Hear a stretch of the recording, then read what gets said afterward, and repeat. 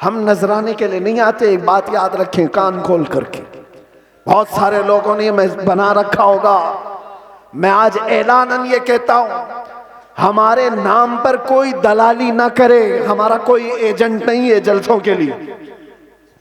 हम तारीख के लिए बहुत सारे लोग फोन करते हैं, और कितनी हमारे पास ऐसी खबरें आई कि फला ने तारीख दिलाने के नाम पर 50,000 ले लिए, 1 लाख ले लिए। कौम से मैं कहता हूं किसी को 1 रुपया भी देने की जरूरत नहीं।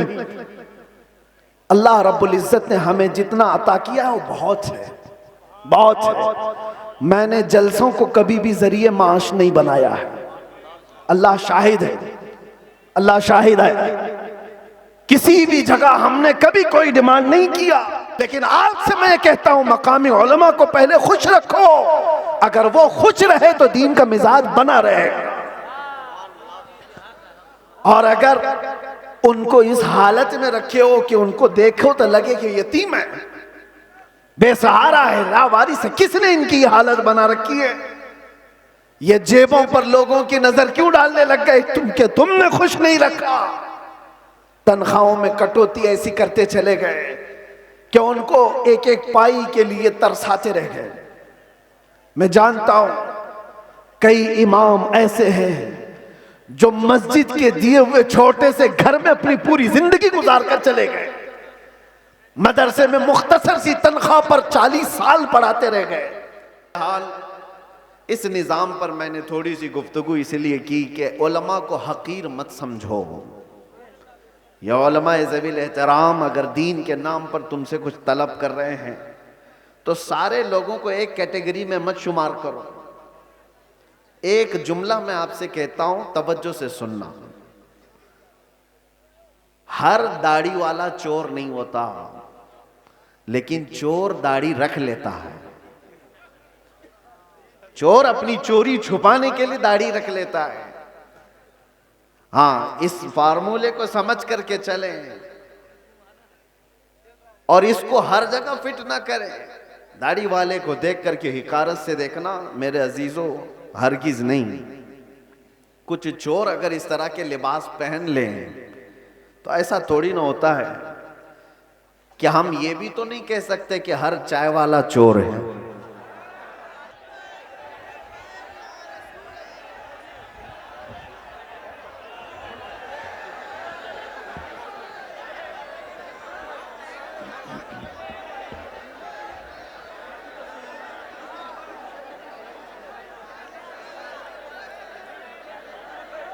मिंबर नूर पर जलवाबार उलमाए ज़वील एहतराम, मशाइख, सादात, हाज़रीन अहले सुन्नत व जमात, अस्सलामु अलैकुम व रहमतुल्लाहि व बरकातुहू। अल्हम्दुलिल्लाह,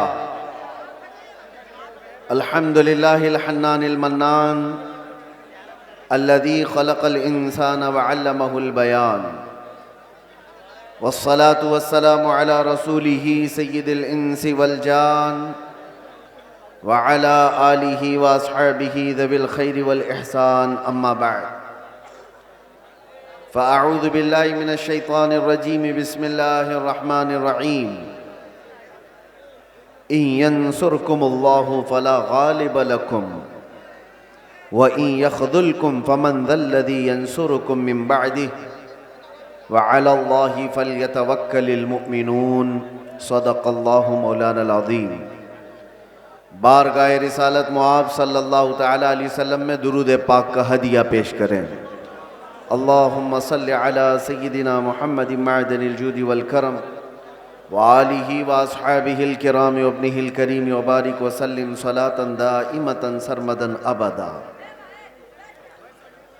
फिर के गली गली तबाह ठोकरें सबकी खाई क्यों, दिल को जो अक्ल दे खुदा तेरी गली से जाए क्यों। जान है इश्क़ मुस्तफ़ा रोज़ फजू करे खुदा, जिसको हो दर्द का मज़ा नाज़े दवा उठाए क्यों। अज़ीज़ान गिरामी वक़ार, इंतज़ार करते करते आखिर मेरा नंबर आ ही गया। और आप तमामी हजरात को देखकर ऐसा एहसास होता है कि मैं जब इस जलसे में आ रहा था तो गाड़ी वालों से पूछ रहा था कि मुझे कौन से खेती में ले जा रहे हो। पगडंडियों से गुजरते हुए यहाँ आ रहे हैं। इतना बड़ा जलसे का निज़ाम देख करके एक बात तो समझ में आती है, सीमांचल के लोग सही ढंग से अपना घर नहीं बना पाते हैं। लकड़ियों के घर, छप्पर के घर, लेकिन मेरे मुस्तफ़ा के नाम पर आलीशान जलसा तो जरूर सजा लेते। इसमें कंप्रोमाइज नहीं किया जाता, इसमें कोई कंप्रोमाइज, कहां ये जलसा और कहां छोटे छोटे घर, कोई मुताबकत नहीं लगती। और बहुत बड़े बड़े लोग ये सब नहीं करते, गरीबों के हिस्से में ही ये काम आया करता है। अल्लाह के नबी सल्लल्लाहु तआला अलैहि वसल्लम ने जब मक्का मुकर्रमा में तबलीग शुरू फरमाई थी तो गरीबों ने ही सबसे पहले इस्लाम कबूल किया था और गुरबत में ही इस्लाम फैलता रहा। आज भी मेरे अजीजों, बिहार में बहुत सारे इलाके हैं, लेकिन हम बहुत दूर बैठकर यहाँ के इलेक्शन की धमक भी सुनते थे तो सीमांचल की बात ज्यादा सुनते थे। उसकी वजह क्या है? बिहार में तो बहुत सारे इलाके हैं, बहुत सारे जिले हैं, इस इलाके का तज़किरा ज्यादा क्यों होता है? वजह यह है कि यहाँ पर वो कौम ज्यादा है जो लोगों की नजरों में चुभती ज्यादा है। और यही बात है कि दुनिया का हर दरिंदा हमारी तरफ देखता है और खूनखार नजरों से मिटाने की कोशिश भी करता है। और ये पहली बार नहीं, चंगेज इसके बड़े भी आए, हलाकू इससे बड़े भी आए, लेकिन वो इस दीन मतीन का कुछ बिगाड़ ना सके। आप भी ना घबराना, ये जलसे कोई ख़त्म नहीं कर सकता और ना ये नाम हमारे कभी ख़त्म किए जा सकते हैं। कुछ बात तो है कि मिटती नहीं हस्ती हमारी, कुछ बात तो है कि मिटती नहीं हस्ती हमारी। सदियों रहा है दुश्मन दौरे ज़मा हमारा, यूनान और मिस्र और रोमा सब मिट गए जहां से, बाकी मगर है अब तक नामो निशा हमारा। तौहीद की अमानत सीनों में है हमारे, आसान नहीं मिटाना नामो निशा हमारा। और फिर एक बात, बातिल से डरने वाले ए आसमां नहीं है हम, 100 बार कर चुका है तू इम्तिहान हमारा। एक बड़ी लज्जत है, बड़ा अजीब एहसास है बिहार के, बंगाल के, झारखंड के जलसों में। मैं बोलता बहुत भी हूँ, आप लोगों के इंतज़ामात और इंसरामात के ख़िलाफ़ भी, रात भर सजाते हैं और बहुत सारे इसके जो नेगेटिव पॉइंट है उस पर बोलता भी हूँ। लाखों का खर्चा करते हैं, बिहार में जलसे ज़्यादा करते हैं, इस पर बोलता भी हूँ। लेकिन दिल में एक एहसास ये भी होता है, जैसी तैसी है कौम, सर्कस में पैसा बर्बाद करने से मेरे मुस्तफ़ा के नाम पर तो लगाती है। किसी और जगह पर इनको छोड़ दिया जाए तो शायद पता नहीं मुजरे करने वालों को देखेंगे लोग। इंटरटेनमेंट की दुनिया है, यहाँ नहीं तो कहीं और महफिलें लगा देंगे। इसी बहाने कम अज़ कम यहाँ शोराए इस्लाम आते हैं, खुतबाए इस्लाम आते हैं और ये एक एक लफ्ज़ पढ़ते जाते हैं, लोगों के दिलों में रस घोलते जाते हैं। जैसे तैसे ये दीन का निज़ाम इन जलसों के ज़रिए से कायम है। बहरहाल मेरे अजीज़ों, एक बात आप समझ करके चलना, यहाँ पर बैठकर तकरीबन 1 घंटा मुझसे पेशतर हज़रत मौलाना साहब ने चंदा भी किया बहुत मस्जिद के लिए। बहुत लोग समझते हैं कि मौलाना लोगों का काम ही क्या है, चंदा करना, रसीद लेके घूमते रहते हैं। तुम्हें अंदाज़ा है दीन का ये सारा निज़ाम अगर ये मौलवी नहीं होते तो पता नहीं तुम क्या कर रहे होते। ये मदरसे, ये मसाजिद की मीनार, ये सारी चीजें इन लोगों से कायम है। होते होंगे चंद चंदा खोर लोग, मगर आपको पता है एक एक पाई दीन के लिए ऐलान करके जमा करना ये उलमा की शान है। क्या उनके अंदर सेल्फ रिस्पेक्ट नहीं है? क्या मांगना उनकी बचपन की आदत है? नहीं, तुम्हारे दरमियान अगर वो हाथ फैलाते भी हैं तो दीन के नाम पर। मेरे मुस्तफ़ा करीम सल्लल्लाहु ताला अलैहि वसल्लम की शरीयत ताहिरा की बका के लिए मुझे बात याद आती है। मेरे वालिद गिरामी फरमाया करते थे, अल जामिअतुल अशरफिया मुबारकपुर आज हिंदुस्तान की एक ऐसी अजीम यूनिवर्सिटी का नाम है जिसके सामने ताजमहल की ऊंचाई भी फीकी पड़ती है। ताजमहल तो लोग टिकट देकर के देखने जाते हैं और फोटो खिंचवा कर आते हैं, मगर अल जामिअतुल अशरफिया वो ऐसी जगह है जहां इंसान बनाए जाते हैं। उलमाए रब्बानीन की एक बड़ी जमात पैदा होती है। जब उसकी तामीर का मसला था, बानी जामिया अशरफिया मुबारकपुर हुजूर हाफिज मिल्लत रहमतुल्लाह अलैह इसी तरह ऐलान कर रहे थे कि कोई है जो ला करके जामिया अशरफिया के लिए कुछ सुपुर्द करे। आपको मारहरा मुतहरा के सैयदजादे सैयदुल उलमा ने बिठा दिया और कहा, मौलाना आप बैठ जाइए, मैं सैयदजादा हूं लेकिन इस इदारे के लिए चंदा मैं करूंगा। आले रसूल हूं, मांगने की आदत नहीं, कभी नहीं मांगा। और उसके बाद जब सैयद मियां रहमतुल्लाह ताला अलैह ने ऐलान किया तो जाहिर सी बात है मुझे ये इलाका देख करके वो बात याद आती है। मौलाना तो 11,000 मांग रहे थे। वहां पर छोटा गांव था, छोटी बस्ती थी। जब मांगा जा रहा था चंदा तो एक बूढ़ी औरत एक मुर्गी का अंडा लेकर के आ गई थी। कहा मेरे घर में इसके अलावा कुछ है नहीं, ये चंदे में कबूल कर लीजिए। मुर्गी का अंडा, ये लोगों के जज्बात थे। और ऐसा नहीं है कि वो अंडा देख करके उसको भेज दिया गया कि इसका क्या किया जाएगा, उसको भी कबूल किया गया। और सैयद मियां रहमतुल्लाह अलैह ने फरमाया था, इस औरत ने ज़माने यूसुफ की याद दिलाती है। खरीदारों में उसका नाम आ जाए बस इसलिए हाजिर हो गई।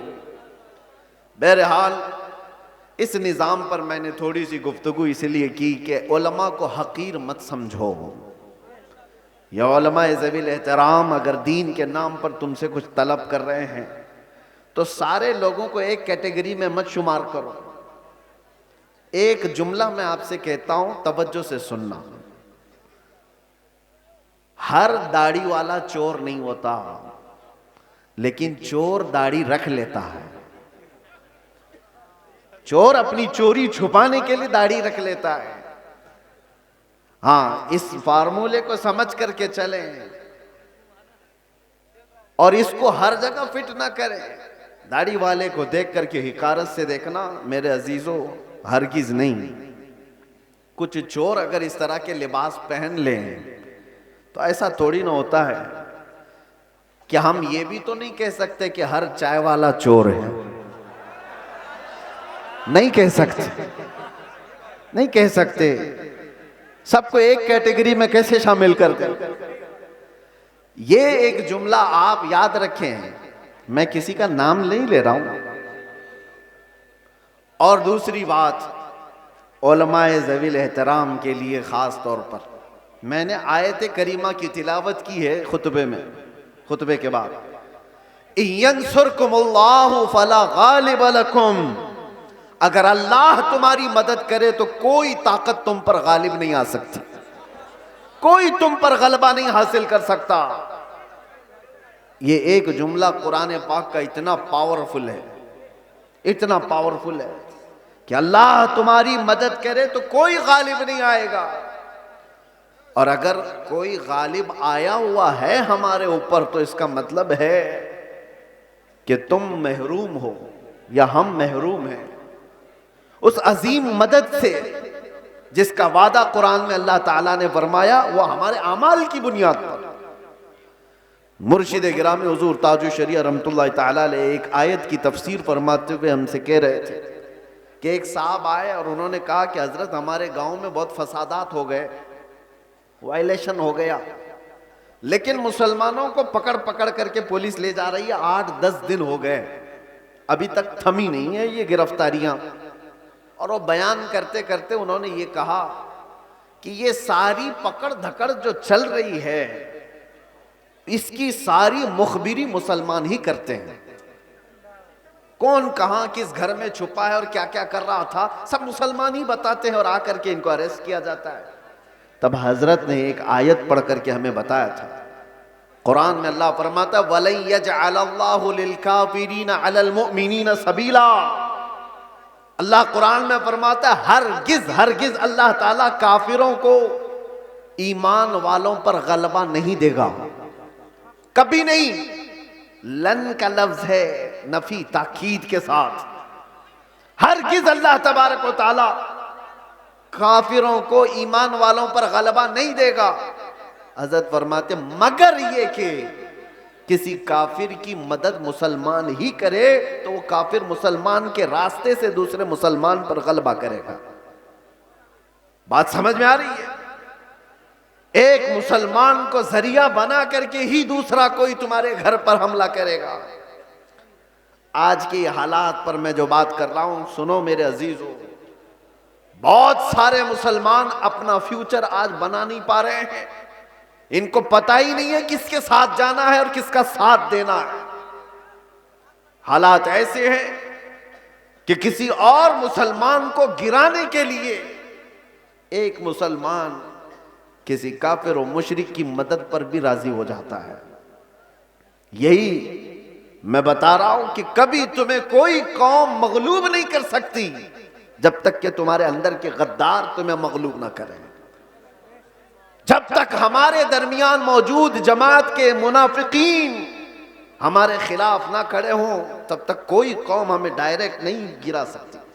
अभी 1 महीने पहले की बात मैं बताऊं, और सीनियर ऑफिसर ने मुझसे कहा कि मौलाना आप डरते क्यों हैं? आपकी कौम को कोई भी हरा नहीं सकता, ये हम जानते हैं।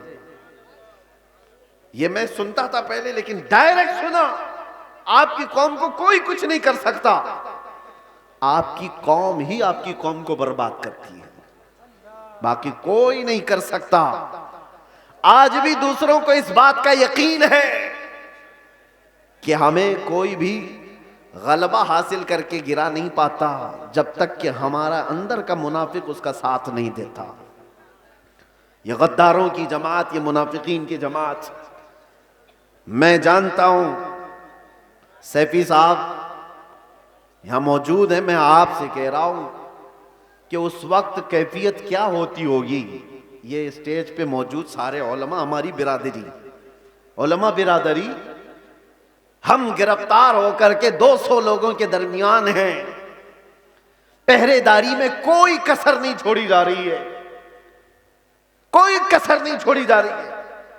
सारे इर्द गिर्द हमारे अतराफ कुर्सियां लगाकर बैठे और सवालात पे सवालात, सवालात पे सवालात। और उस वक्त इन्वेस्टिगेशन करने वालों को कुछ लोगों के मैसेजेस आते हैं और कहते हैं ये मौलाना से ये भी पूछो, ये भी पूछो। क्लिपें हमारी काट काट करके भेजी जा रही हैं तकरीरों की कि इन्होंने यहां पर ये कहा, इन्होंने यहां पर ये कहा। वो बेचारे सवालात करने वाले वो कहते हमको तो आपके बारे में उतना मालूम नहीं था, ये इतनी सारी चीजें आ रही हैं। मैंने पूछा नहीं कौन है, लेकिन सामने वाले ने बताया कि फलां पीर साहब हैं, फलां मौलाना साहब हैं। मैं जानता हूं मेरे अजीजों, मैंने इससे कबल बड़े जज्बात में कहा था, वो भी जानते होंगे जिन्होंने ये सब काम किए हैं हमारे दिल पर क्या गुजर रही थी उस वक्त। हमने सब अल्लाह उसके रसूल पर छोड़ दिया। लेकिन एक बात याद रखना, गद्दारों की जमात से कहता हूं, कल क़यामत होनी है और बारगाह मुस्तफा में हमें भी खड़ा होना है और तुम्हें भी खड़ा होना है। देखा जाएगा कि तुम किसके साथ खड़े होते और हम किसके साथ खड़े होते। देखा जाएगा तुमने किसी एक आलिम को सिर्फ और सिर्फ नामूस रिसालत की बुनियाद पर सजा को तवील करने के लिए, साथ देने के लिए जासूसियों का माहौल बनाया था। कयामत तो होनी है, मौत तो आनी है, कब्र में भी जाना है। ये मत समझ लेना कि सब कुछ यहां पर है। चंद पैसों के लिए जो लोग अपना दीन बेचते थे, कुरान ने उनकी वईद में क्या क्या बयान फरमाया। ये वो लोग हैं जो यहूदी उलमा थे, यही तो किया करते थे। मालदारों को खुश रखने के लिए वो दीन का निजाम बदल दिया करते थे। अब देखना, जैसे जैसे ये सख्ता पावर में आज लोग हैं, हुकूमत में जो लोग हैं, मजबूत से मजबूत होते जाएंगे तो तूफान आएगा बहुत सारों के अंदर। कितने तो इधर से उधर निकलने लग जाएंगे कि भाई जिसकी लाठी उसकी भैंस, हमें भी उनकी बोली बोलनी पड़ेगी, हम भी उनके शाना बशाना रहेंगे तो कुछ हमारे भी काम हो जाएंगे। देखना और चंद दिनों के बाद वो चाहे उलमा दिखने वाली जमात में से लोग हों या नेता बनने वाले लोग हों, ये सब वो चाटुगिरी करने वाले लोग इन तूफानों में अब किसके किसके साथ जाने लगेंगे और कौम की दलाली करने लगेंगे। देखना आप चंद दिनों के बाद। और ऐ कौम के गयूर नौजवानों, मोहब्बत मुस्तफा पर और नामूसे मुस्तफा पर तुमने जज्बात में आकर के जो नारे लगाए, इनका पास व लिहाज रखना। चाहे पूरी जमात के बड़े बड़े लोग किसी ऐसी जमात के साथ चले जाएं जो मेरे मुस्तफा के दुश्मन हैं, उन्हें मत देखो, उनकी दौलत ना देखो, उनकी सियासत ना देखो, उनके ऊंचे मर्तबे ना देखो। मैं गरीब ही सही, मेरे दामन में मेरे मुस्तफा की मोहब्बत काफी है। इस पर कायम रहना।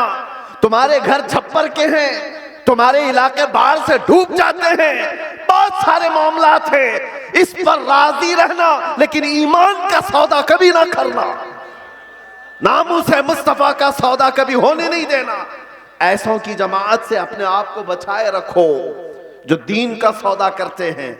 मेरे अजीजों, एक बात मैं कह रहा था, मौलाना अभी जो चंदा कर रहे थे एक मस्जिद ही के लिए, लोग मजाक उड़ाते हैं हमारा। सुन्नियों के जलसे देखो चंदे कर रहे होते हैं, अरे भाई करेंगे ही ना, हमारे पास सऊदी रियाल थोड़ी ना आते, हम तो गरीबों से ही बना रहे हैं जो कुछ भी बना रहे हैं। हमारे पास कौन सी हुकूमत है, ना सऊदी है, ना कतर है, ना कुवैत है, कुछ नहीं है। हो सकता है तुम्हारे पास डॉलर भी आते हो, रियाल भी आते हो, पाउंड भी आते हो, तुम्हारे आकाओं से सब आता होगा। ये गरीबों की बस्ती में जो आता है इनकी मेहनत मजदूरी की कमाई से ही आता, और इसीलिए रियालों पर पलने वालों से डर कौम को, दुनिया को नहीं है, इन गरीबों की बस्तियों से लोगों को डर है कि इनकलाब पैसे के लालचियों से नहीं आता, ये ईमान पर जिंदा रहने वाली गरीब कौम से इनकलाब आता है। गुरबा से दुनिया डरती है। आपको पता है कैसर और किसरा की ताकत का अंदाजा लगा सकते हो? कैसर कहते थे रोम के बादशाह को, किसरा कहते थे ईरान के बादशाह को। ये उस जमाने की बात कर रहा हूं जब तकरीबन पूरी दुनिया में दो बड़े सुपर पावर हुकूमतें थीं। Super power, Persian empire, Roman empire. Roman empire कैसर, पर्शियन एम्पायर किसरा। ये मेरे मुस्तफा करीम सल्लल्लाहु ताला अलैहि वसल्लम के जमाने की बात कर रहा हूं। और जब हुजूर पाक के जमाने से थोड़ा सा जमाना आ गया, सिद्दीक अकबर का, फारूक आजम का, मदीने से ये सहाबा की जमातें निकली थी और ये बात कर रहे थे कैसर और किसरा से मुकाबले की। सोचो सीमांचल के गरीब लोग, बस्तियों में रहने वाले जिनके यहाँ पक्की सड़क भी ना हो, और वो गांव के रहने वाले अगर ये कहे हम अमेरिका से लड़ने वाले हैं, रशिया से लड़ने वाले हैं, तो दुनिया मजाक ही तो करेगी। दुनिया क्या कहेगी? अरे तुम्हारे छप्पर के घर हैं और तुम बात कर रहे हो सुपर पावर से लड़ने की। बिला तशबी बिला तमसील सहाबा इकराम जिस वक्त ये बात कर रहे थे कि कैसर और किसरा को भी हम फतह कर लेंगे, रोम और ईरान को भी फतह कर लेंगे, मक्का वाले ठट्टा मार करके हंसते थे। जिनके पाँव में चप्पल नहीं, जिनके कपड़ों पे पैबंद लगे रहते हैं, जो 10 लोग एक खजूर पर पूरा दिन गुजारते हैं, ये वो मोहम्मद अरबी के गुलाम है। रोम और ईरान फतह करने की बात कर रहे हैं। मजाक उड़ाया जाता था, लेकिन तारीख की सच्चाइयां बताती हैं वो मजाक करने वाले देखते रह गए, देखते रह गए। सहाबा की जमात, वो फाका कशी पर रहने वाले, एक पैबंद लगा जुब्बा पहनने वाले, बगैर चप्पल के कई कई लंबे मील तक सफर करने वाले सहाबा जब निकले थे तो कैसर और किसरा को घुटने टेकने पर मजबूर कर दिया था।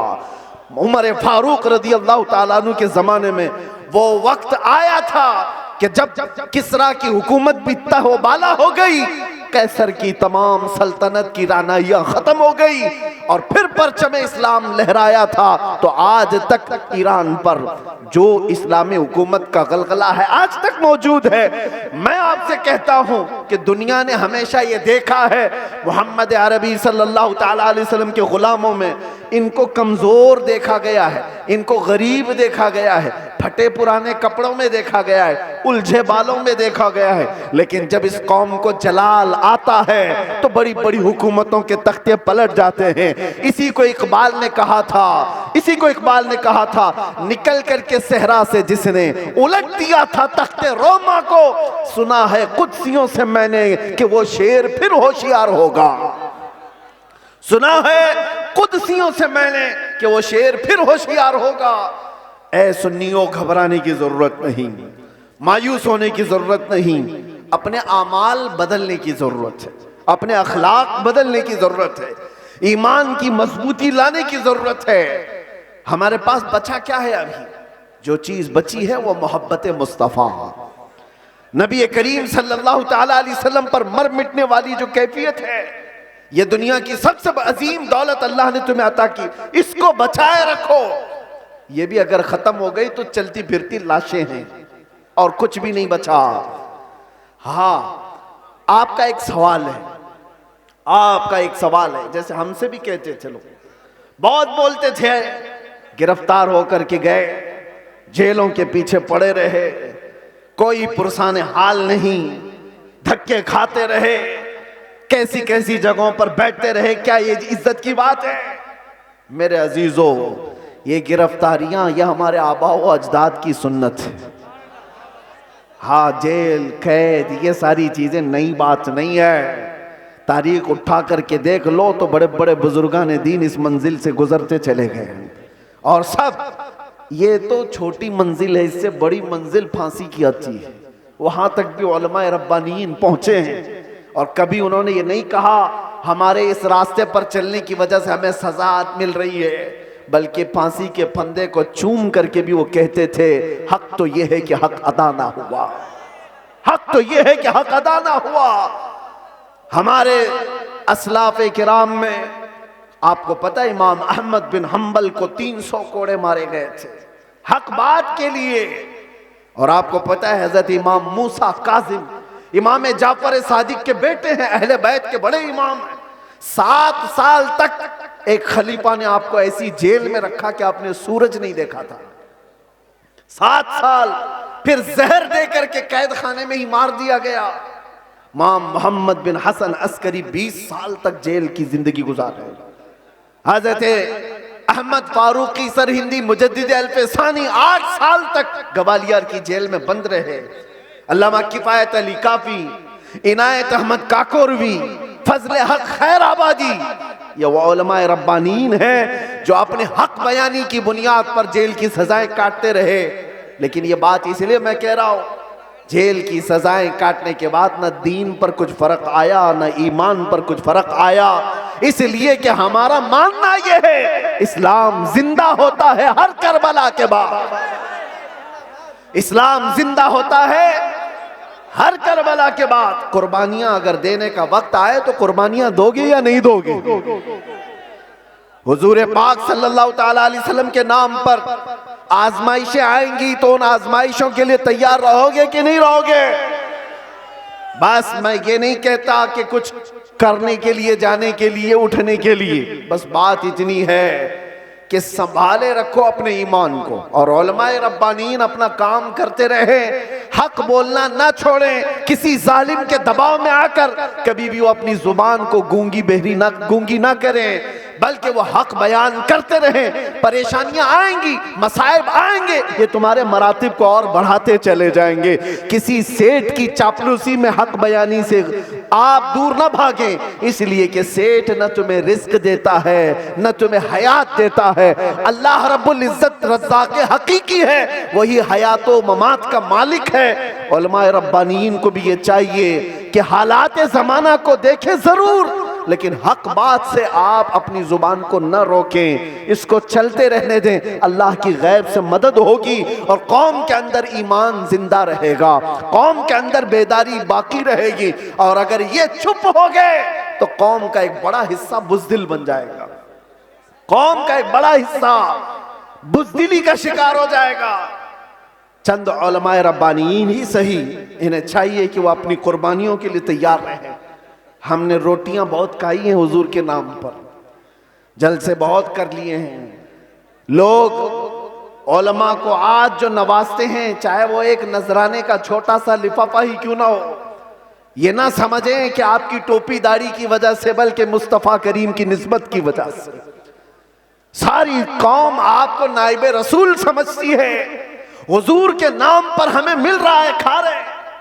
आप नीचे बैठे, हम ऊपर बैठे हैं, ये ऊपर बैठना भी मेरे हुजूर की निस्बत की वजह से। ये मिंबर उलमा को जो दिया जाता है इसलिए कि नबी पाक के नायब है, और जब हुजूर पाक की बात आए तो आए काए ना किया करें। उलमा को चाहिए कि वो अपना हक अदा करें, अपना हक अदा करें। और हमने देखा है चंद वो लोग मसलहत और हिकमत की बात करते हुए हमें डराते हैं। मेरे अजीजों, मसलहत अपनी जगह पर, हिकमत अपनी जगह पर। क्या इमाम हुसैन को मसलहत नहीं मालूम थी? करबला में जाने के वक्त उनको हिकमतें नहीं मालूम थी, जो 72 लोग अपने खानदान के लेकर शहीद हो गए। दीन पर कभी ऐसे मामलात आए तो मेरे अजीजों, उलमा का सबसे पहला ये नंबर है कि कौम आप एक कदम बढ़ाते हैं तो ये 100 कदम आगे बढ़ने को तैयार है। आपको सिर्फ एक जुबान कहने की देर है। कौम तो बेचारी बेपनाह मोहब्बतों के साथ जान देने के लिए भी कुर्बान है। मैं अक्सर एक बात कहा करता हूं, आज से 4 साल पहले मैंने दिल्ली में उस पाखंडी को जो मुबाहले का चैलेंज किया था, और आपको पता है हमारा ऐलान पूरी दुनिया भर में फैला था कि हम आग में कूदने जा रहे हैं। लेकिन उस वक्त मुंबई का एक नौजवान मेरे पास आकर कहा था, जो कोई बामल नहीं दिखता शक्ल से, हाँ दाढ़ी में भी डिजाइन, सर में भी डिजाइन, फटी जीन्स पहना हुआ, उसने कहा था कि हजरत मुफ्ती साहब, मैंने सुना है आपका ऐलान, आप दिल्ली जा रहे हैं आग में कूदने। मैंने कहा आपको क्या है उससे? उसने कहा आप जब भी जाना हो तो मुझे ले जाएं, पहले मैं कूदूंगा। चेहरा देखो, हुलिया देखो पूरा। मैं ये कहता हूं उलमाए रब्बानीन से, हमें सिर्फ कहने की देर है, सारा महाज कौन संभालेगी? सारा महाज। हमने सिर्फ ऐलान किया था, बच्चा बच्चा तैयार खड़ा था। ये जज्बा है मोहब्बत मुस्तफा की बुनियाद पर। उस दिन मेरे आंखों में आंसू आ गए थे उस नौजवान को देखकर। उसने कहा था मैं मस्जिद में ज्यादा आता नहीं, आपके करीब आया नहीं ज्यादा, लेकिन इतनी बात है कि हुजूर से मोहब्बत जरूर करता हूं, और जब उनकी बात आई है तो जान भी दे सकता हूं। मैं आपको बताऊं, उसी नौजवान को देखकर आंखों में आंसू आए। बारगाह मुस्तफा में मैंने अर्ज किया था, या रसूल अल्लाह, आपकी ये उम्मत गुनहगार हो गई, गद्दार नहीं है, गद्दार नहीं है, गद्दारी नहीं करती। तो मेरे अजीजों, इसी चीज को मैं कहता हूं, थोड़ी सी लौ देने की जरूरत है। उलमाए रब्बानीन हक बयान करें, कौम को सही सलीके से चलने का उनको निशाना दिया करें, फिर देखें इनकलाब आएगा, जरूर आएगा। हमें आज ये पता ही नहीं है किसके साथ जाना है, किसके साथ बैठना है, किसके साथ उठना है। जो देखा उसकी तरफ चल पड़े, ऐसा नहीं होता। उम्मत मुस्तफा, तुम खैर उम्मत हो, हर कोई तुम्हारा आइडियल नहीं बन सकता, हर कोई तुम्हारा रोल मॉडल नहीं बन सकता। तुम्हारा रोल मॉडल खालिद बिन वलीद हो सकता है, तुम्हारा आइडियल सलाहुद्दीन अय्यूबी हो सकता है। अरे गैरे नत्थू खेरे को देखोगे तो बुज़दिली तो आएगी। फिल्मों में नाचने वाले तुम्हारे आइडियल बनेंगे, तुम उनके फैन हो, उनकी तरह कपड़े पहनने की कोशिश करोगे, उनकी तरह लाइफस्टाइल बनाने की कोशिश करोगे। याद रखो वो जहन्नम में जाएंगे तो साथ तुम्हें भी लेकर जाएंगे। हाँ, लाइफस्टाइल बनाना है तो मेरे मुस्तफा के गुलामों की लाइफस्टाइल बनाओ। वो सहाबा रिदवानुल्लाहि ताला अलैहिम अजमाइन जो दुनिया के सबसे अच्छे इंसान थे इस रूए जमीन पर, वो हमारे रोल मॉडल है, वो हमारे लिए आइडियल है। कौम को ये मैं कहता हूं, सहाबा को पढ़ो, उनकी सीरत पढ़ो। रोजाना इंटरनेट का जमाना है, सर्च करो मेरे नबी पाक सल्लल्लाहु ताला अलैहि वसल्लम के सहाबा की सीरत। आज से ये पाबंदी कर लो कि कम से कम 100 सहाबा की सीरत, उनकी तारीख में पढ़ के रहूंगा। मेरे अजीजों, मिल जाएगा आपको सब कुछ, और फिर देखना आपकी जिंदगी में इनकलाब कैसे आएगा, कितनी चेंजिंग आएगी, कितना बदलाव आएगा। 24 घंटे में 18 घंटे तो फेसबुक के रील्स वगैरह देखने में गुजार देते हो, इंस्टा के रील्स देखने में गुजार देते हो, फेसबुक के वीडियोस देखते हुए यूट्यूब में मगन रह जाते हो। काश उसका आधा वक्त तुम रसूलुल्लाह के दीवानों को पढ़ने में लगाओ, फिर किसी और चीज की तुम्हें जरूरत ही नहीं। मेरे अजीजों, इतने बड़े जलसों की भी तुम्हें हाजत नहीं पेश आएगी। तुम अपनी जिंदगी को मेरे नबी पाक के गुलामों को पढ़ करके खुद समझ जाओगे, क्योंकि मेरे आका ने फरमाया अस्हाबी कन्नुजूम बिअय्यिहिम इक्तदैतुम इहतदैतुम। मेरे सहाबा सितारों की मानिंद हैं, तुम जिसकी भी पैरवी करोगे हिदायत पा जाओगे, जिसके पीछे भी चलोगे तुम हिदायत पा जाओगे। आज के हालात की बुनियाद पर बुज़दिली जो आ रही है उसको खत्म करने की मैं बात कर रहा हूं, दोनों तरफ, यहां से भी और वहां से भी, दोनों जगह से। और उन सेठों से भी मैं कहता हूं जिनको अल्लाह ने थोड़ा माल दिया है, तुम अपने माल का गलत इस्तेमाल ना करो। और किसी के पास माल आ गया है तो सबसे पहला वो क्या काम करता है, उलमा पे हुकूमत जमाने की कोशिश करता है। वो चाहता है कि सारे मौलाना मेरे इशारे पर चले। ये सारे सेठों का मिजाज बनता चला गया। मौलाना साहब मस्जिद में वही बयान करेंगे जो मैं चाहूंगा। तुम्हारा दीन चलाओगे कि मेरे मुस्तफा का दीन? और जिन लोगों का ऐसा मिजाज बनेगा वो मेरे मुस्तफा की शरीयत नहीं चला रहे, अपनी तबीयत चला रहे हैं, उनका ठिकाना भी बहुत बुरा होगा। वो अंजाम समझ करके चले। माल आने के बाद, पैसा आने के बाद उलमा की जुबानों को रोक लगाने के लिए अपने माल का, अपने पावर का इस्तेमाल ना करें। हाँ, उनसे रिक्वेस्ट करें, इल्तिजाएं करें कि आप इस मौजू पर कहें, इस मौजू पर, लेकिन बंदिशों के साथ। अरे कितने तो ऐसे हैं, हमारे पास एक मामला ऐसा अभी दूर दराज के इलाके का आया। एक इमाम साहब को हक बयानी करने पर उनके कपड़े फाड़ दिए गए, उनको मारा गया, मिंबर से उतारा गया। किस वजह से? कि उनकी तबीयत की बात नहीं कर रहे थे मौलाना, शरीयत मुस्तफा की बात कर रहे थे। तुम सूद खाते रहोगे और उलमा नहीं बयान करेंगे, शराब पीते रहोगे उलमा नहीं बयान करेंगे, चोरी करते रहोगे उलमा नहीं बयान करेंगे। अगर तुम्हें तुम्हारी बुराइयों के बारे में बताने से बुरा लगता है तो डॉक्टर के पास भी मत जाना। वो तुम्हारी बीमारियों को जब बताता है तो क्या थप्पड़ लगाते हो? जब तुम्हें वो कहता है कि तुम्हें बुखार हो गया है, पेट में अल्सर हो गया है, तो क्या थप्पड़ लगाओगे? गिड़गिड़ाने लग जाओगे, डॉक्टर साहब इलाज कर दो, जल्दी से अल्सर निकाल दो। यही काम जब उलमा तुम्हारे साथ करे, रूहानी बीमारियां तुम्हें लगी हैं, तो तुम्हारे दिल में रिक्कत तारी हो जाना चाहिए और सोचना चाहिए। आओ उनके पास, कहो कि हमें इन बीमारियों से आजाद करा दो, इन गुनाहों से, इन बीमारियों से, इन बलाओं से हमें आजाद कराओ। लेकिन उल्टा है, पैसों का जोर ऐसा कि उलमा की दाढ़ियां खींच ली, उनके जुब्बे खींचे लिए, उनकी इज्जतों पर उंगलियां उठाने लग गए। ये मिजाज बदलो मेरे अजीजों। और आज जलसों के सिलसिले में एक और बात मैं कह के जा रहा हूं। इंतजामिया जितने जलसे करते हैं, बाहर से आने वाले शायर, बाहर से आने वाले मुकर्रिर, ये सारे अपनी जगह पर। तुम अपनी मस्जिद के इमाम को अगर खुश नहीं रख सकते तो इन जलसों को क्या हासिल है? इन जलसों का क्या हासिल है?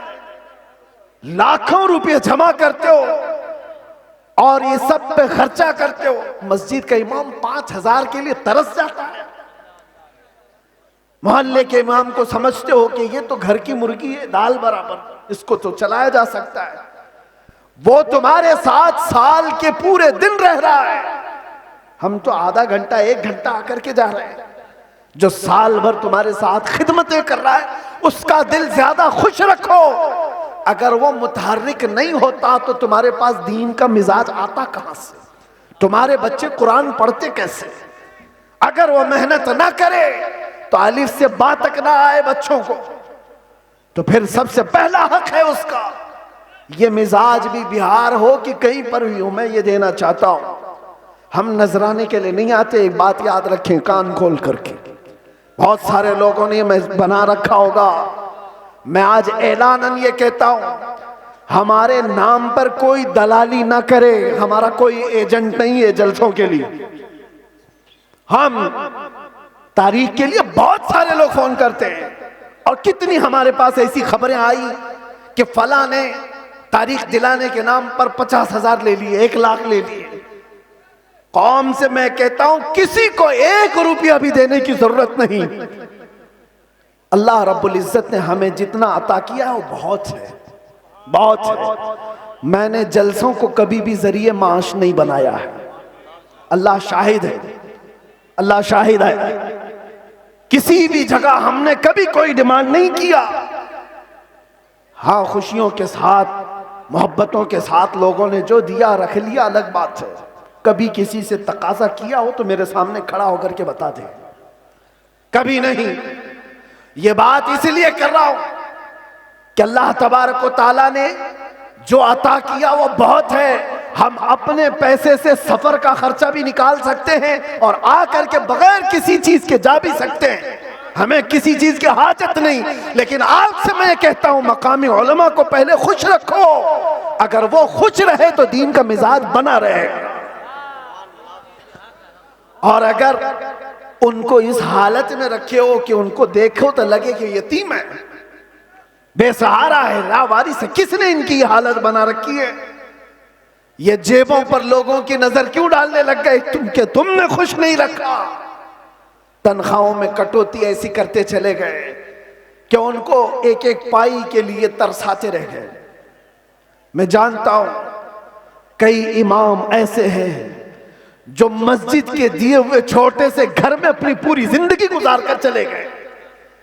मदरसे में मुख्तसर सी तनख्वाह पर 40 साल पढ़ाते रह गए।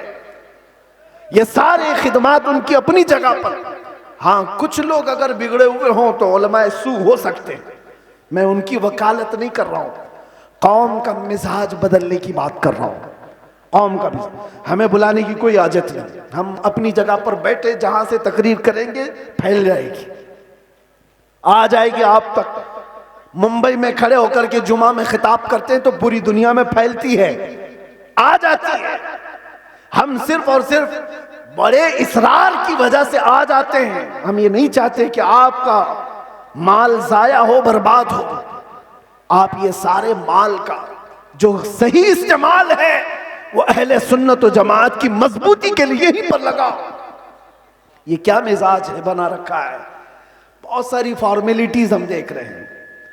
नात खानी भी नोट खानी की तरह, जिसको देखो उसको पैसों की तलब में अगर नात पड़ी जाती है तो वो नात नहीं रहती है, वो नात नहीं, उससे इश्क़ मुस्तफ़ा नहीं आता। इश्क़ मुस्तफ़ा तो वो है।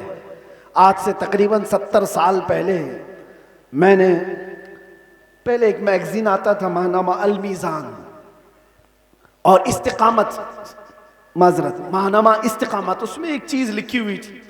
बड़े उलमा बैठे हुए थे, एक शायर नाते मुस्तफ़ा पढ़ रहा था और उसके शेर का मफहूम ऐसा कुछ था, एक तरफ काबा है, एक तरफ गुंबद खजरा, दरमियान में मैं हूं, इधर जाऊं कि इधर जाऊं।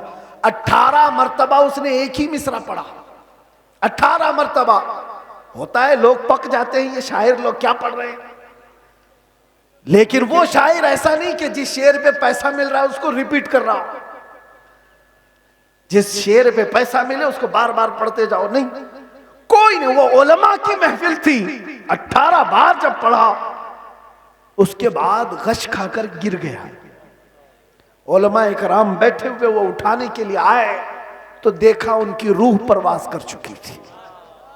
ये नाते मुस्तफा है। पहुंचा वहीं पर जिसकी मदहसराई कर रहा था, और यहां तो लोग हुल्लड़बाजी कर रहे होते हैं। ये नात नहीं है। नात खानी को नात खानी रखो, नोट खानी मत बनाओ। तुम्हारे पैसे संभाल रखो। देने का इतना शौक है तो बाद में क्यों अलग से ले जा करके नहीं देते। ये उछालना क्या है, ये मुजरा करना क्या है, ये तमाम चीजें क्या है। लोगों को देखा गया है, उनके पास गड्डियां हैं, वो एक साथ देना नहीं चाहते, छुट्टे छुट्टे निकाल निकाल कर, ताकि पूरी दुनिया उनके माल के नजारे देखे। वो अपनी तमाम चीजों की नुमाइश चाहते हैं।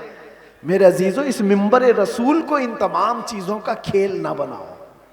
ये पाक मिंबर है। बुजुर्गाने दीन ने जैसा इस मिंबर को रखा था वैसे ही रखा जाए।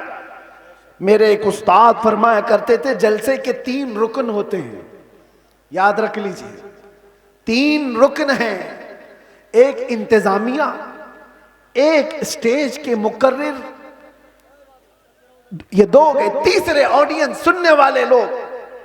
तीनों के अंदर अगर इखलास हो तो उस जलसे की धमक पूरी दुनिया में पड़ जाएगी। इखलास हो तो उसके अंदर ताकत और पावर बढ़ जाएगा उस जलसे के अंदर। इखलास कैसे?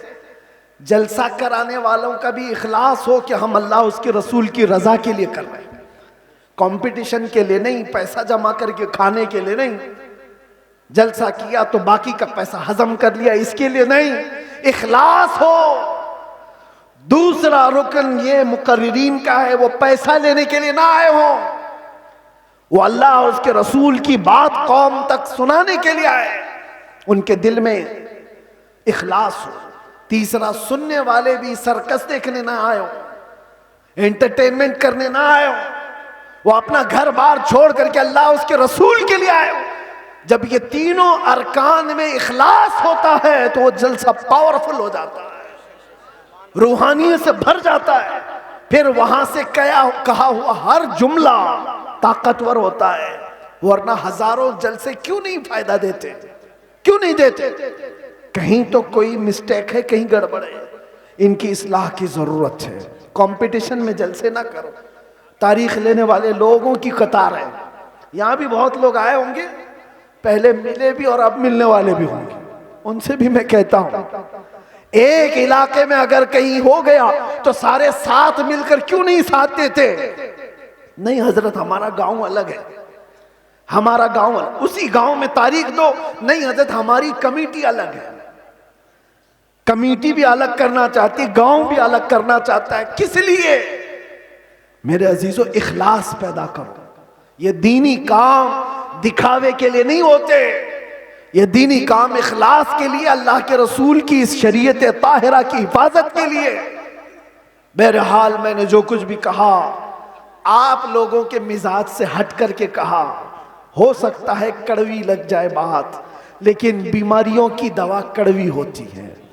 बुखार की गोली कड़वी होती है, निगल जाओ तो फायदा है, उगल जाओ तो बुखार बढ़ता जाएगा।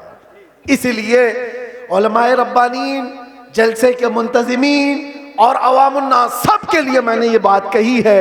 अल्लाह ताला सबसे पहले इन सब बातों पर मुझे अमल की तौफीक अता फरमाए और सारी कौम को अमल की तौफीक अता फरमाए। मेरे अजीज़ों, अखीर में आओ, मैं अपनी गुफ्तगू समेटते हुए ये बात कहूँगा, अब इस दुनिया में हमारी बची हुई जिंदगी में कुछ भी नहीं रहने वाला, सब चीजें छिन जाएंगी। एक चीज बाकी रहेगी, वो कब्र तक भी रहेगी और हश्र में भी रहेगी। वो चीज है जिसको मैंने कहा, जान है इश्क मुस्तफा, रोज फजू करे खुदा, जिसको हो दर्द का मजा, नाजे दवा उठाए क्यों। नौजवानों, इस बात पर अपनी जिंदगी गुजारो। तुम्हारी अपने शौक नहीं चलेंगे, तुम्हारी अपनी ख्वाहिशात नहीं चलेंगी, तुम अपनी मर्जी से यहाँ पर नहीं जियोगे, इसलिए कि जिंदगी तुम्हारी अपनी नहीं है। जिंदगी ये नहीं किसी की किसी के लिए, जिंदगी है नबी की नबी के लिए। ना समझ मरते हैं जिंदगी के लिए, जीना मरना है सब कुछ नबी के लिए। लब्बैक या रसूल अल्लाह, लब्बैक या रसूल अल्लाह, लब्बैक या रसूल अल्लाह। व आखिरु दावाना अनिल हम्दुलिल्लाह।